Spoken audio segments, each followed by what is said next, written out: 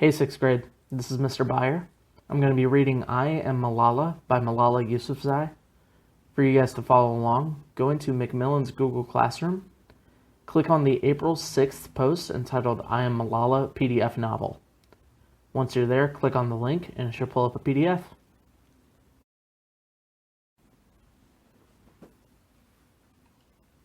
Chapter 8. No one is safe. My father replied to the Taliban the next day in a letter to the newspaper. "Please don't harm my school children," he wrote, "because the God you believe in is the same God they pray to every day. You can take my life, but please don't kill my school children." His letter appeared in the paper, along with his full name and the address of our school, even though my father had only written his name. Our phone started ringing later that night. Friends called to thank my father for speaking up. "You have put the first stone in standing water," one said. "Now many will have the courage to speak up." But not many people did. My father had always been a busy man, participating in mashaira, poetic concerts, working late at school, helping neighbors settle disputes. But now when he left home, I felt like that little 3-year-old I once was. When he would climb down the ladder at the school to fix the well, I wondered each night if he would come back. After the letter arrived, my father made a decision. The boys in the Kashal school would no longer wear the uniform of shirt and trousers. These supposedly Western schools marked them as identifying with infidels in the eyes of Fazlullah's followers, so for their safety, he had the boys switch to traditional tunic and pants of the shalwar kameez. I still wore my blue and white shalwar kameez, but the Taliban said girls should not wear the white shalwar. The uniform I once loved now made me feel like a criminal. Suddenly, everywhere I looked, the Taliban seemed to sprout like weeds. Then I thought, what have I done wrong that I should be afraid? All I want to do is go to school, and that's not a crime, that's my right. Besides, I was the daughter of Ziauddin Yousafzai, the man who dared to talk back to the Taliban. I would hold my head high, even if my heart was quaking. That fall in October 2007, something happened that gave us hope. Benazir Bhutto, who had been the first female prime minister of Pakistan, was returning to run in that year's election.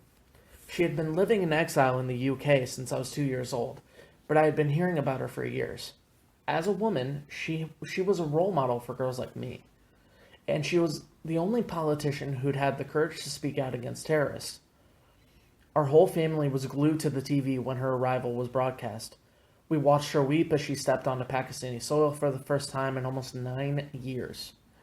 My mother was moved by this, but was also afraid for her. She said to the TV, "Did you come for death?"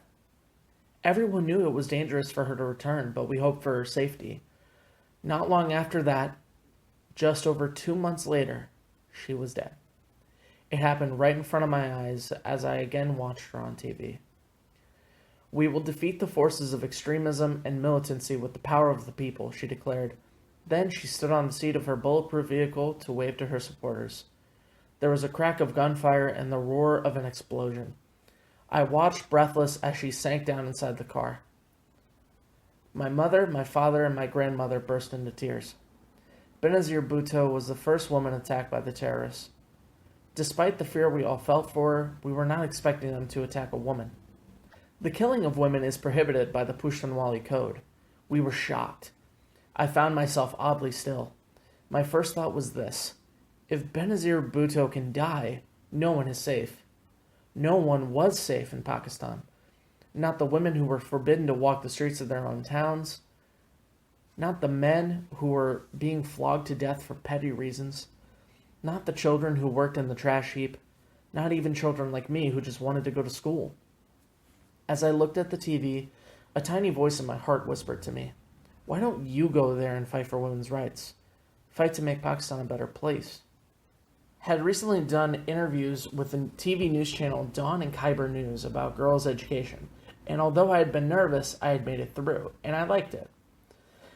Now, as everyone around me cried, I kept my secret. I told myself I will continue this journey of fighting for peace and democracy in my country. Now, I was only 10, but I knew then that somehow I would find a way.